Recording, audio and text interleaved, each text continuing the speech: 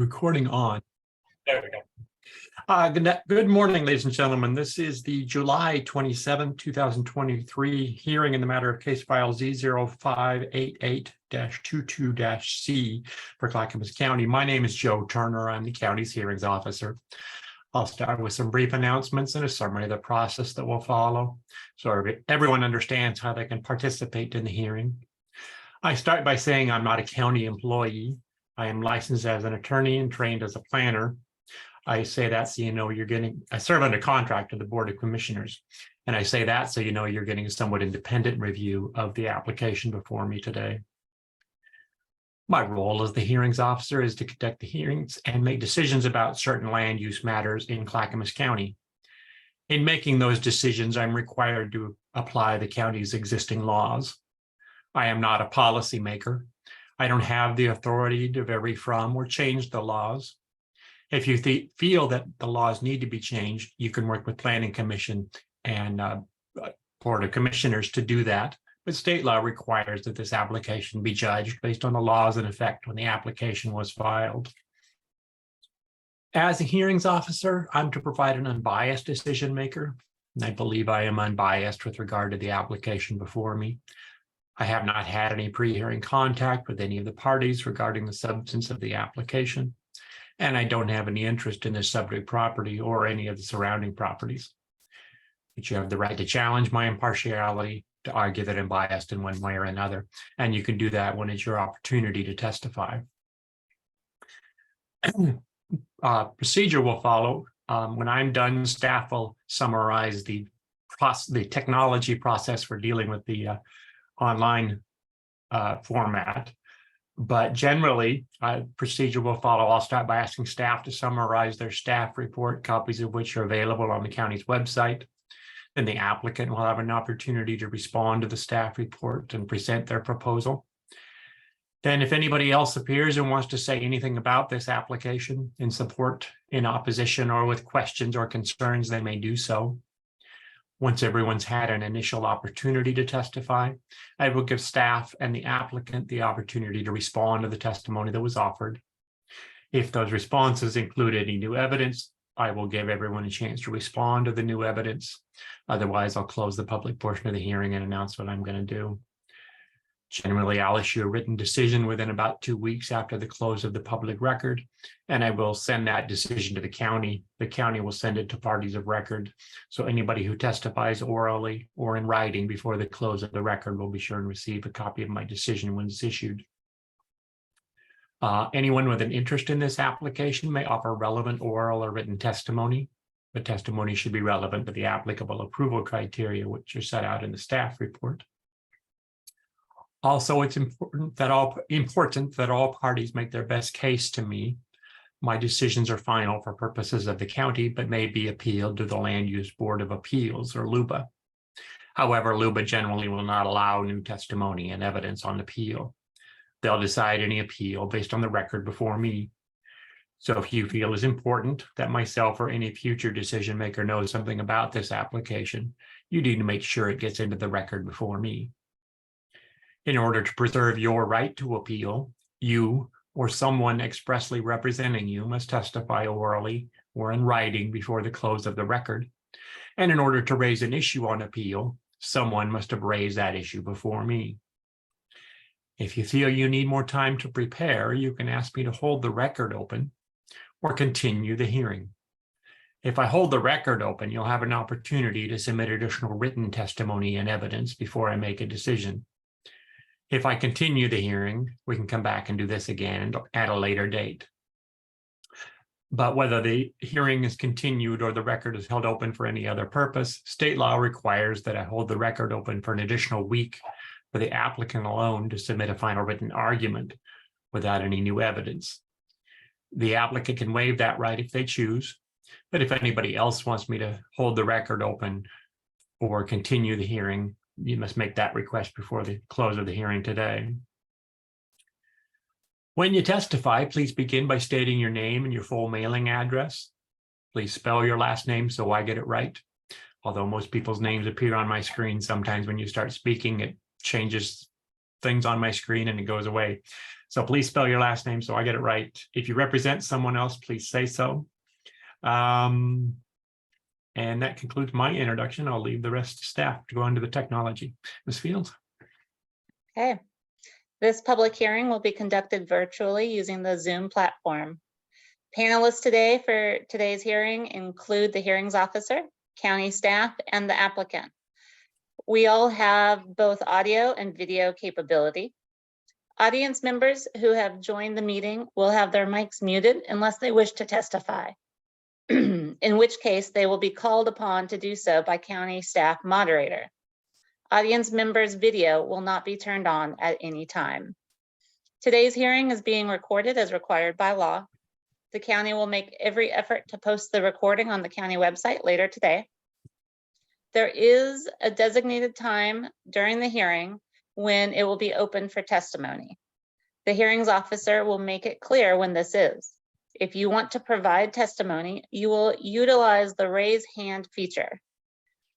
Attendees on PC and iPad, you have a raise hand button on the Zoom bar, which is either located at the top or the bottom of your screen, depending on the device.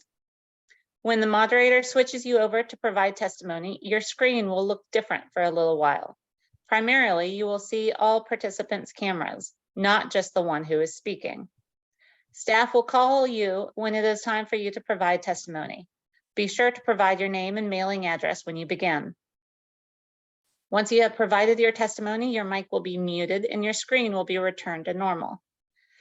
If the record is left open at the end of the hearing and you wish to submit additional written testimony, email written testimony to myself, which is Joy Fields. My email address is jfields@clackamas.us, or mail it to Clackamas County Planning and Zoning Division, located at 150 Beaver Creek Road, Oregon City, Oregon, 97045. My contact and the mailing address is also on a slide at the end of the staff presentation. The staff contact and email address is also available on the webpage where you found the Zoom link to attend today's hearing. Testimony must be received by 4 p.m. on the day the record closes. People who testify and provide their mailing address will receive a copy of the hearings officer written decision. If you do not wish to testify but would like to receive the decision, you must provide your email or standard mailing address by emailing the staff contact for the application or by entering it in the Zoom chat function during the hearing. That concludes my introduction of the process. Okay, you can go ahead with your staff report. Sure.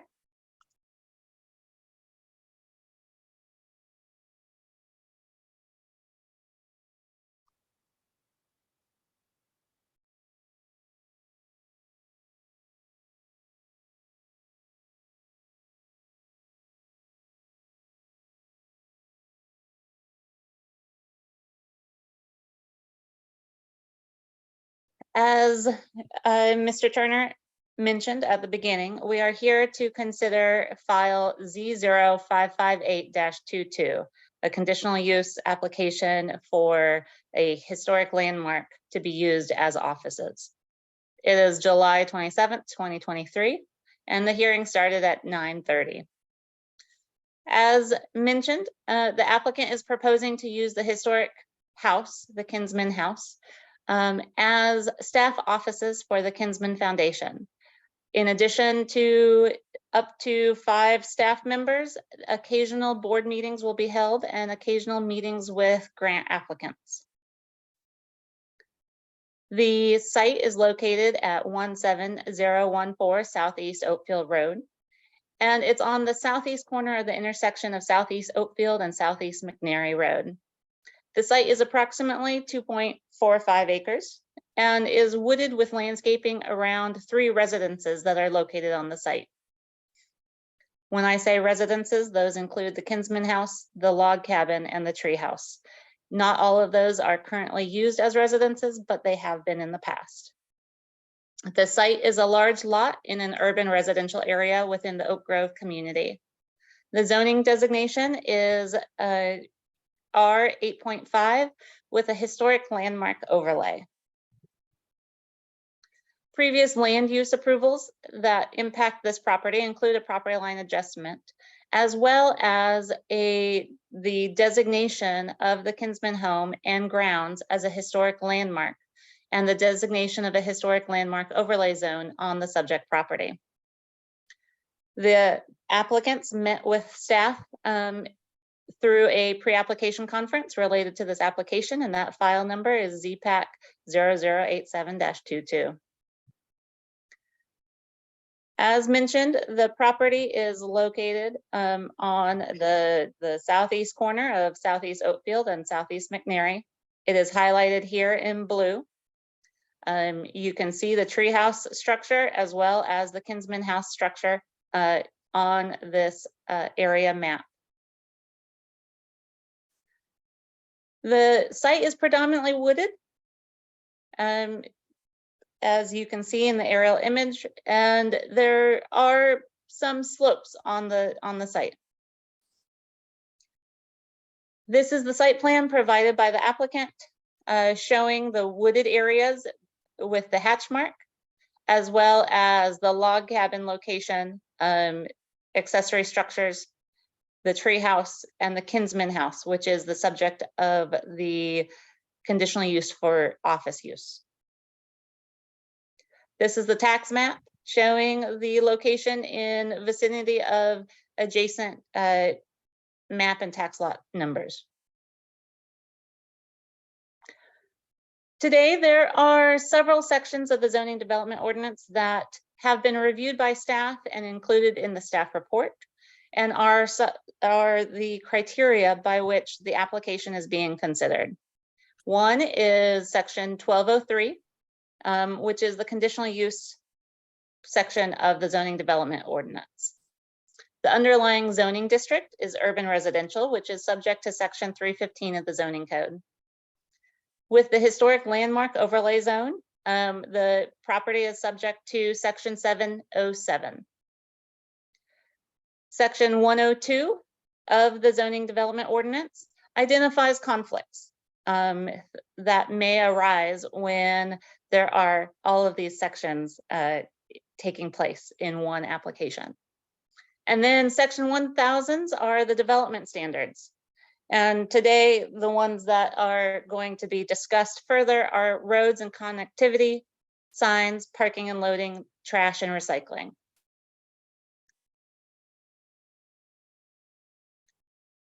I am going to begin with section 102. That identifies that if there are conflicts between sections of the zoning development ordinance, they will be resolved by giving precedence as follows. Standards required in an overlay zone, such as section 707, is more important than those found in the underlying zoning district or the development standards. And the underlying zoning district has higher significance and importance than the development standards. That comes into play as we talk about parking and loading. That comes into play as we talk about the uses that are allowed. Section 1203 that addresses conditional uses identifies that the use that is proposed in the application must be identified in the zoning district in which the property is located. The underlying zoning district, residential R 8.5, does not allow offices. However, the historic landmark overlay zone identifies offices as a conditional use. With section 102 of the zoning development ordinance, section 707 has predominance over section 315. Therefore, the proposed use for offices is allowed and is an allowed use listed in the zoning district in which the property is located. I do want to bring attention to one subject that is applicable to conditional uses in 707, and that is the maximum building floor area. The applicant did not provide substantial evidence that they serve the community and surrounding area, and thus staff in the staff report recommended a maximum floor area of 4,000 square feet to be used for the offices.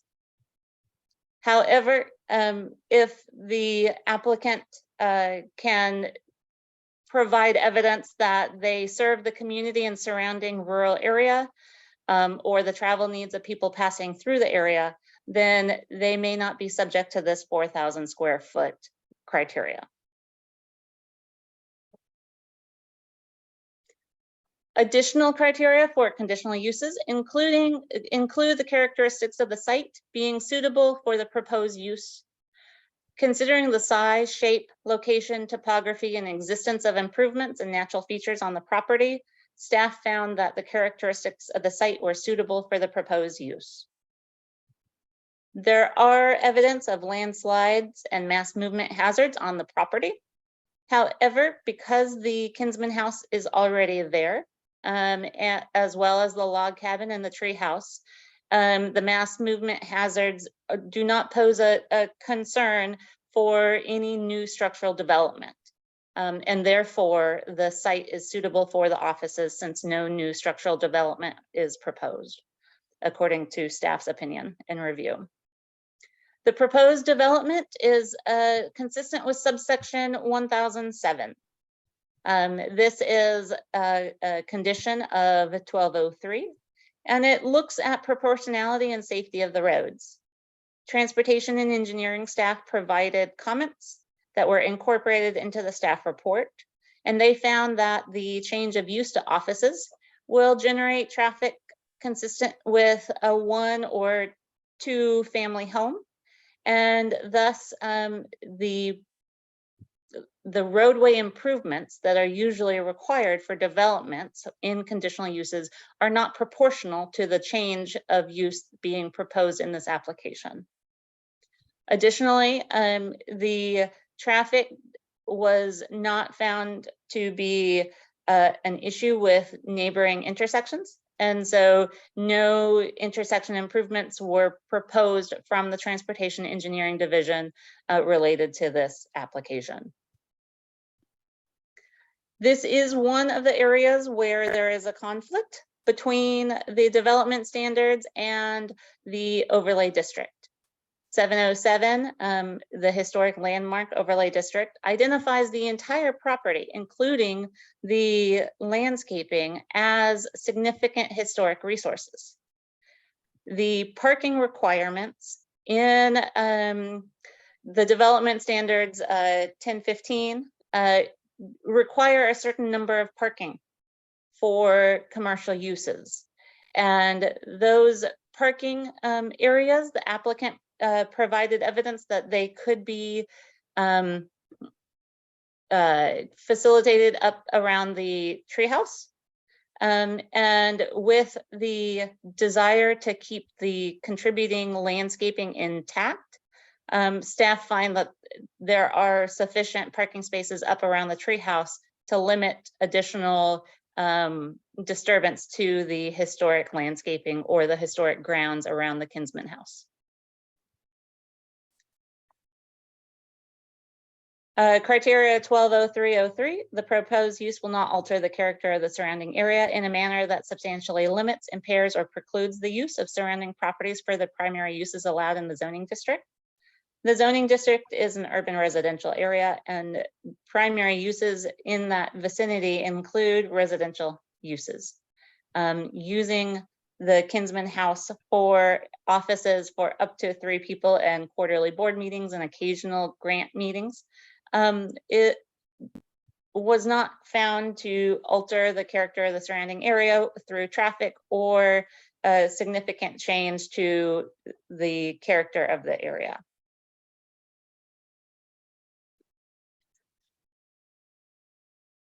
Conditional uses are subject to the comprehensive plan, goals, and policies.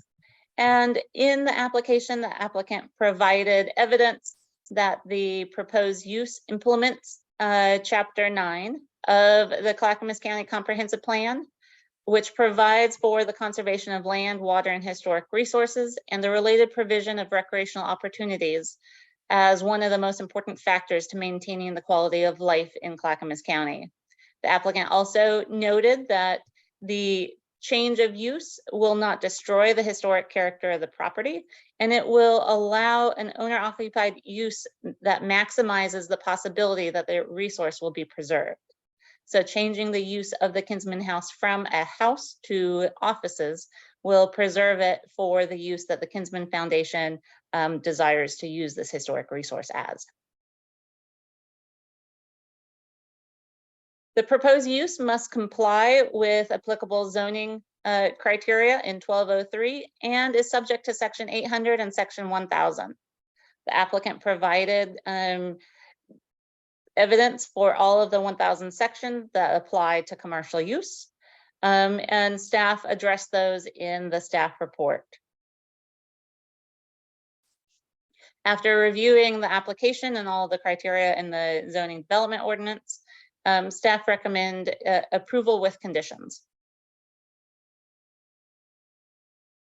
And Thank you, those, Ms. Field. you're welcome.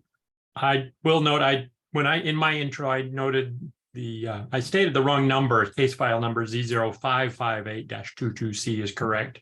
Just wanted to correct that error. And then I had one question on page 19 of the staff report about the sign size. Your code limits it to 3 square feet, which is about 432 square inches, and they're proposing a 574 square inch sign, so it's slightly bigger than the code allows. Is there a de minimis standard that they can, or how are we exceeding that standard? Sorry, I didn't mean to skip go ahead and do this part too. I forgot this is important for the public. And then I can stop sharing and I can review what you are reviewing. Yeah. So if you would like to provide testimony by mail or by email, the Clackamas County Planning and Zoning Division can be mailed hard copies of your testimony at 150 Beaver Creek Road, Oregon City, Oregon. And we receive mail Monday through Thursday, or you can email them to myself. I have received testimony from Keith Kinsman and someone this morning. And so there are additional testimony documents that are saved as exhibits and will be available later today. And that concludes my presentation. Thank you. Mm-hmm. And then, as I noted, I had a question on page 19 of the staff report. Sorry to skip over your intro, your summary there, but section 1010-03A3 limits signs to, or exempt signs to 3 square feet, which is 432 square inches. Staff report notes that it's 574, but it can be met as condition. Is there a condition that requires that they get a sign permit? Maybe I just missed that part. Section 1010 specifies that signs can be reviewed with other land use applications. And so because they provided a dimension of their sign in their application and a description of the sign, staff was assuming that the sign would be part of this approval. Okay. And therefore not an exempt sign. Okay, so it does meet the standards for a sign. It does for signs that would require a sign permit. And that can be done with other permits, such as this conditional use. And so if they are wanting to change it from that sign, that sign size, then it would require additional land use review. Sure. Unless they went smaller, in which case it would be exempt. Right. Right. Okay. Thank you. Thank you for clarifying that issue. Is the applicant here represented? Yes. Okay. And can I get your name, sir? Yes, my name is Keith Kinsman, Kinsman. And my address is 3727 Southeast Spalding, Milwaukee, 97267. And may I proceed from there? Sure, please. Okay. Ms. Fields just said that she had received testimony from me. It's 2 or 3 pages, and I hope that will be part of the record. There will be. Because I don't want to read it to you. I appreciate that. I'd like to begin by thanking Joy Fields. She's helped us a whole bunch in this proceeding. And there have been some technology glitches. Our email does not match up with the county email, and she's jumped through extra hoops to mail that to either our private email address or the other addresses that can get it to us. And so we've communicated, but it's been a hassle for Joy and a little bit for us, even though it's not obtrusive for us. I'm pleased, and I think that there is a representative from Restore Oregon that emailed some testimony this morning to Joy. They are the preeminent historic preservation advocate in Oregon, and I'm pleased that they expressed strong support for the application that we're making.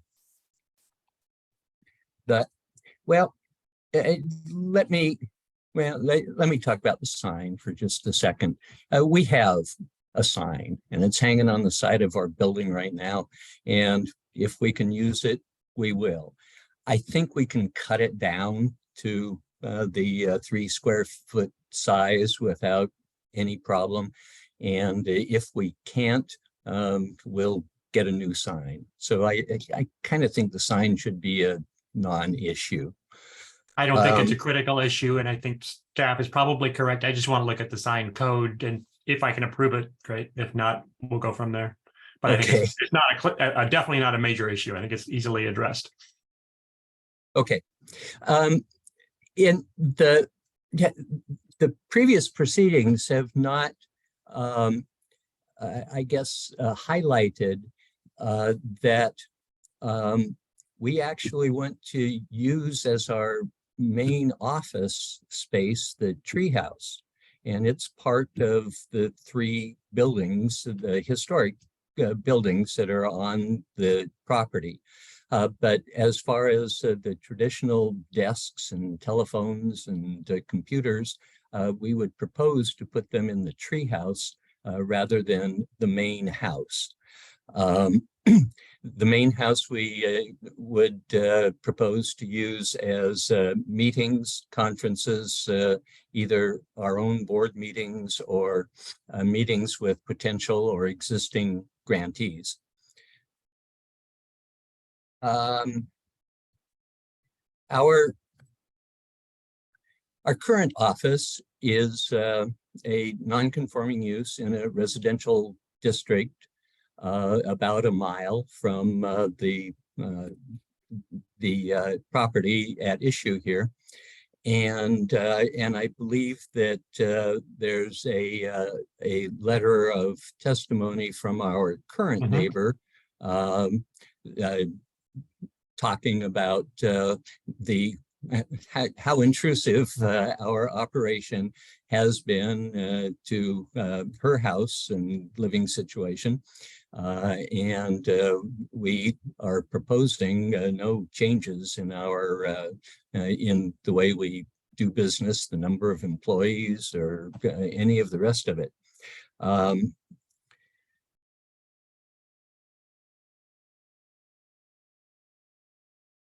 Until Ms. Fields made her presentation today, I thought there was more conflict amongst whether or how to apply Section 1000 standards to this proceeding.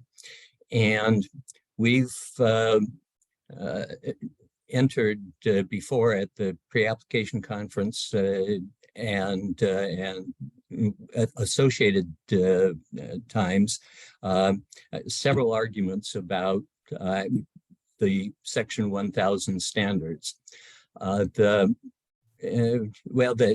basic one is whether or not there's a difference between a change of use and a development, according to the zoning and development ordinance. It does not make a definition of development in the development ordinance, even though it does make a definitions between non-conforming developments and non-conforming uses. I don't think, and I have said in my testimony, I don't think that's an issue that you need to decide, Mr. Turner, because I think that the recommendations of the staff allay our concerns with what might happen to the landscaping of the property. That change primarily is in what we call Treehouse Lane, and it's the 40-foot, you see kind of a flagpole to the east of the main square of where the buildings are located. And that flagpole is a 40-foot wide access that we have used since the treehouse was constructed. It is, there's the staff report reflects that the Treehouse Lane is paved all the way up, and it's not. It's paved a little ways up in a 12-foot wide asphalt paving. Well, originally it was 12 feet, so some deterioration. It's 50-year-old asphalt at this point, and there's some deterioration. I've measured in 3 or 4 places, and there's as much as 2 inches of asphalt missing from the original 12-foot installation. When Treehouse Lane gets up approaching the treehouse itself, the north edge of the treehouse, it turns to gravel, and it's always been gravel. That is a portion of the lane that is shared with the 2 residences along Treehouse Lane. And I want to make sure I get them, 5716 and 5720 Southeast McNary. And 5720 is at the end of Treehouse Lane, and 5716 is alongside on the way up a hill. They are now under one ownership of the folks at 5720, and I believe they are either going to testify or submit testimony in support of our application and supporting our idea of leaving the gravel there. I haven't been sure all the way through that the engineering department has not been insisting that we originally pave the gravel portions of the lane, which is where we have proposed parking. And I have noticed that the roadway standards that they suggest allow for parking in graveled areas. They require either striping and or curb stops. And a note on the drawing says, okay, striping isn't necessary if it's gravel, and put the curb stops in and nail them down real good.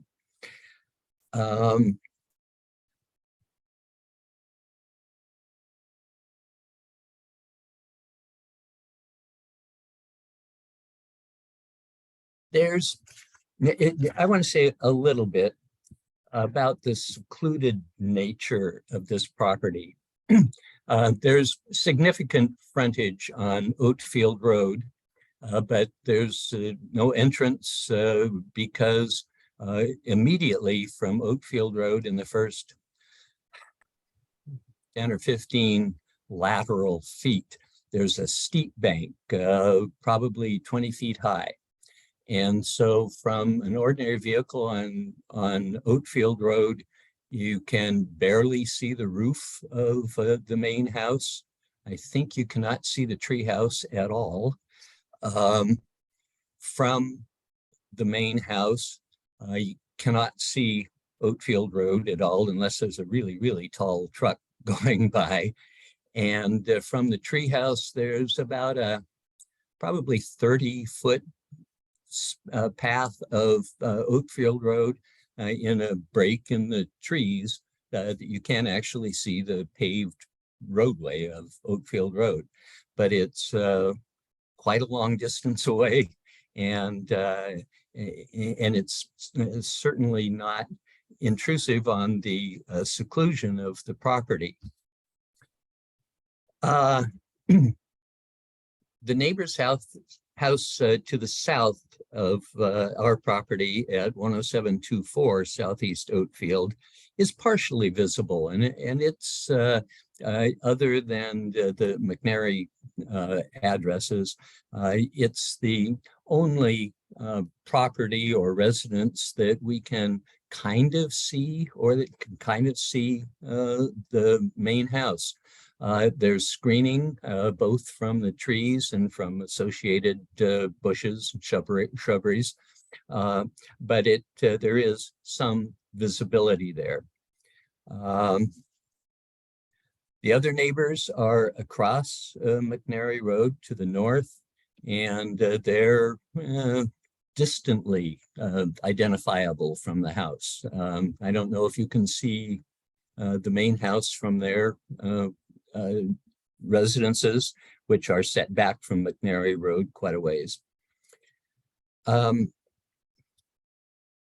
the first bench above Oatfield Road, the main house and the log cabin sit on that bench. After that, there's a very steep hillside where the treehouse is located. And we called it the treehouse because standing at the main house and looking up at it, you see that it's one of those houses built on a steep slope where the front of the house is connected to the ground, and from there it moves out over on very tall stilts, so that it looks like it's amongst the trees.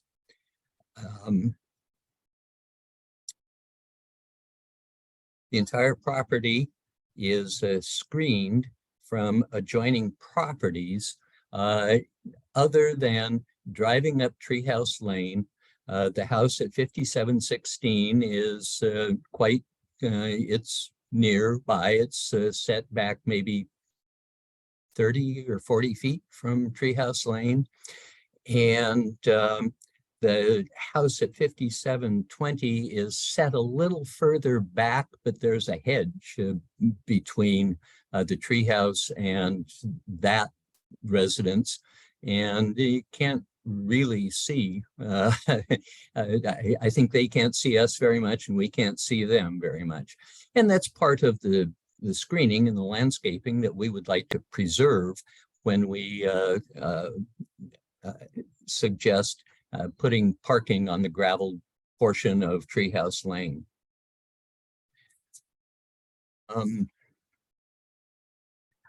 I did note the exception to the 4,000 square foot requirement in section 707.04, and that there is an exception for uses intended to serve the community. And we are, as nonprofit. Our purpose is to serve the community. We make grants, and our charter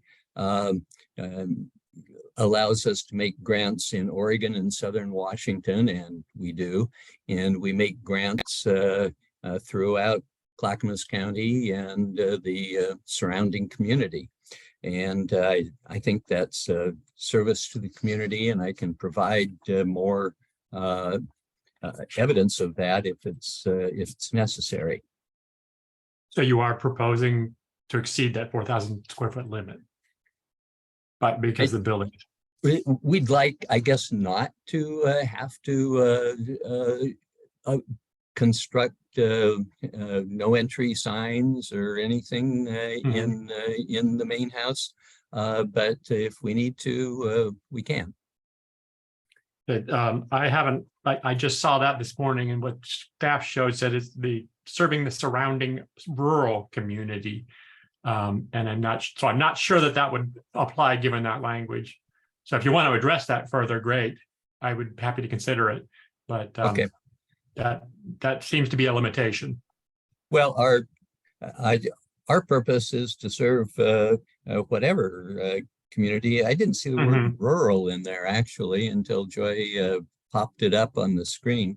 But we are, our purpose is to serve both urban and rural areas.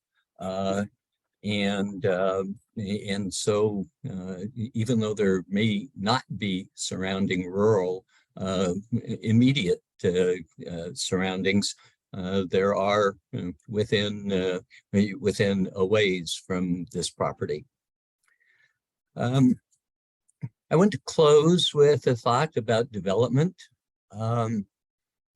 Development, I think, is widely seen as the enemy of historic preservation.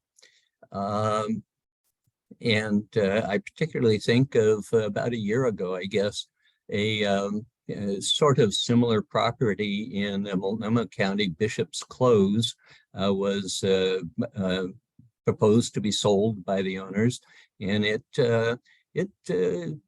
provided significant angst to the preservation community. I don't know if that has been resolved. Apparently, there are some buyers that intend to protect the historic resource, but development is a specter, I guess, of looming over historic resources. And I think it's why the comprehensive plan and the zoning and development ordinance offer so much protection for historic places. We think this is a compatible, adaptive use, as Ms. Fields has found in her findings. And we hope that we're allowed to pursue this use. Thank you. Thank you, sir. Is there anybody else who'd like to testify in support of this application? If so, please click on the raise your hand button. Jim Barrett. And you are muted. I'm not sure if you need to unmute or staff does or both. But now you're unmuted. Can you hear me now? I can. Thank you, Mr. Barrett. All right. Well, good morning. I'm Jim Barrett. I reside at the 5720 Southeast McNary Road, Milwaukee, Oregon, 97267. And I also represent the property adjacent to this property at 5716. Is there a different owner, or you're? We are if you want to expressly represent somebody, you will need their name on the record as well, is the only issue. Oh, I'm sorry. I probably misspoke. We own both properties. Okay. No, that's what I understood from Mr. Kinsman's testimony, but I wanted to check. Yes. Thank you, sir. Yeah. So thank you for allowing us to comment. We use, as we said, we own both of these properties on the other side of the Treehouse Lane driveway, And this is our prominent and only access to these two properties. We initially purchased this 1.2 acre flag lot so that we could develop and build a house that wasn't on a standard street. And we've been here about 20 years. Our house is also wooded. We cannot see the treehouse structure from where we are due to the hedge that Mr. Kinman referred to. And we would want to make sure that any proposed changes in that area would maintain that so that we can maintain this wooded area. There's also a couple large fir, maple, and oak trees that border that area, so maintaining it as gravel at the top of the hill would preserve those trees as well. In looking at the documentation proposed, if gravel is maintained at the top of the hill, I did not see any mention of a 10-foot by 10-foot in-ground PGE transformer box that is at the top of the property. So if this is leaning in the direction of paving, that probably needs to be taken into consideration. About 2 years ago, we purchased the 1 acre lot at 5716 to intentionally preserve the look of the top of the hill, both at least on our side of the driveway, and prevent that lot being subdivided and multiple homes being put on it.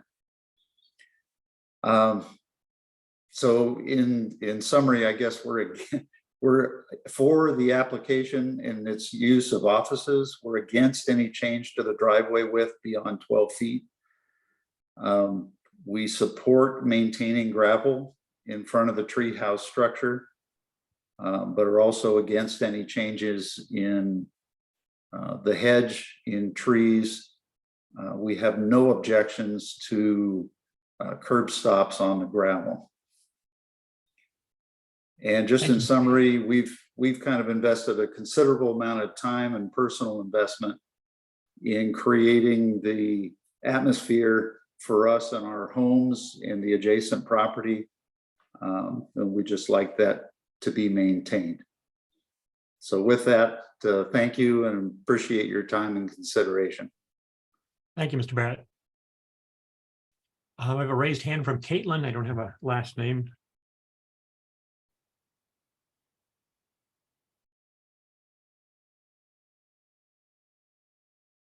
Now Can you hear me? Okay. Yep. Okay. My name is Caitlin Van Genderen, VANGENDEREN, and I'm representing the statewide nonprofit Restore Oregon. Our mailing address is 1327 Southeast Tacoma Street, suite number 114 in Portland, Oregon, 97202. I did submit a letter of testimony this morning on behalf of Restore Oregon in support of the conditional use permit.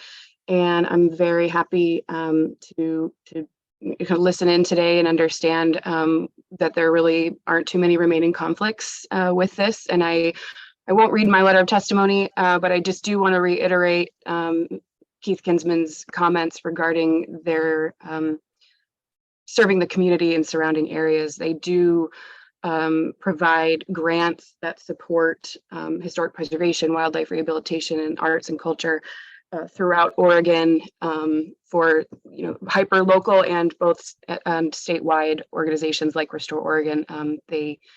They support our work doing historic preservation technical service throughout the state, and I would argue that the use of their property in its totality would be worth taking another look at. And I will likely submit another letter of testimony before the record closes to that effect. But I did just want to reiterate Keith's point that I do believe that they serve the entire state of Oregon, and that would qualify them for that larger square footage. So thank you very much. I appreciate your time. Thank you, Ms. Genderen. If you want to submit additional written testimony, someone needs asked me to hold the record open. So do you want me to do that? Keith, can I ask Keith if he would like to do that? It's really there. I'm comfortable with whatever Caitlin wants to do. So hot potato. Okay. I think it's important for them to be able to use their property in its totality. So yes, I would like to request Okay. that. I will hold the record open. We can discuss at the end what exactly the schedule will be. Okay, But thank you. I'm happy to do that. Thank you. I'm not seeing any other raised hands. Does anybody else want to say anything in support of this application? Not seeing any. Does anybody want to testify in opposition or with questions or concerns? Does anybody want to say anything else about this application?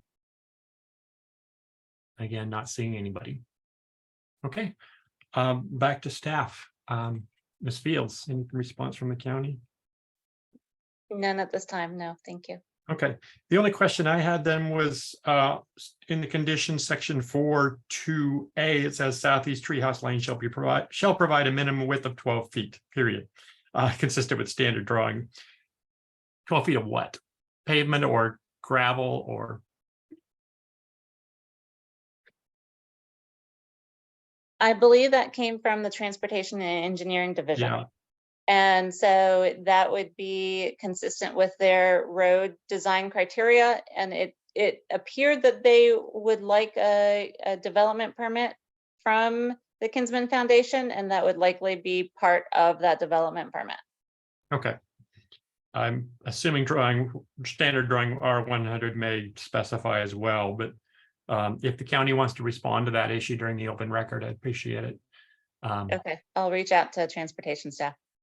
So what I'm going to come back to the applicant in a moment, but what I'm predisposed to do at this point, given that there's no opposition, but there was a request to hold the record open.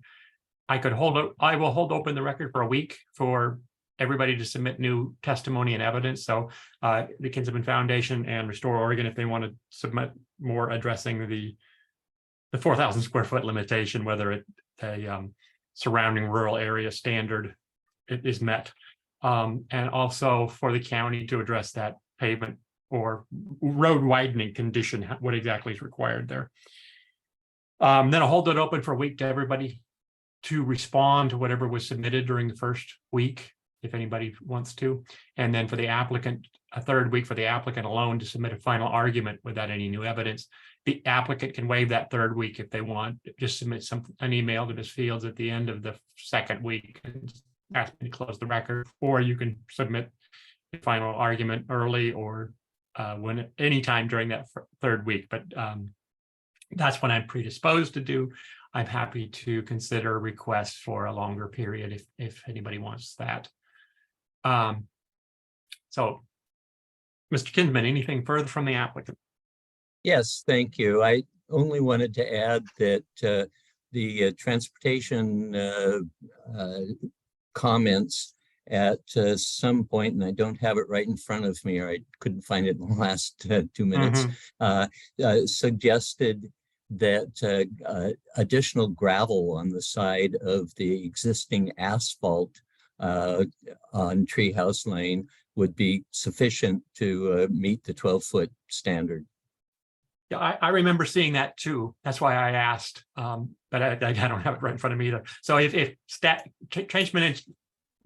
transportation engineering staff can address that during the open record, that would clarify that issue and give, if the applicant disagrees, they'd have the opportunity to respond. But okay, thank you, Mr. Kinsman. Is that all you wanted to add at this point? It is. Thank you very much. Okay, thank you. With that, I'm going to close the hearing. I'm going to hold the record open, as I just said. I'm going to grab my calendar and give us some specific dates. So that is the 27th of July. So I will hold it open for 1 week until August 3rd for anybody to submit additional written testimony and evidence. Until for a second week until August 10th for anybody to respond to whatever was submitted during the first week. No new issues can be raised in the second week. And a third week for the applicant until August 17th to submit for the applicant alone to submit a final written argument. As I noted, the applicant can waive that if they choose or submit it early. I will get my decision out within 2 weeks after that, the 24th of August. At the latest, if it closes earlier, I will try and get my decision out earlier. But I will send my decision to the county. The county will send it to parties of record. Anything anybody wants to submit has to be physically received by the county by 4 o'clock. Is that correct? At 4 o'clock, okay, by 4 o'clock on the relevant date, which would be the 3rd, the 10th, and the 17th of August. Anything you want to submit can be submitted to Ms. Fields. She'll forward it on to me. But that's what I'm going to do. And that concludes. Oh, we have a raised hand. Well, it's mine still. Oh, it's Mr. Kisman. Okay. And it didn't get erased. That's okay. I just noticed it was there. If it's you, we're fine. Okay. Thank you all. Have a good afternoon. That concludes you. our hearing. Bye-bye.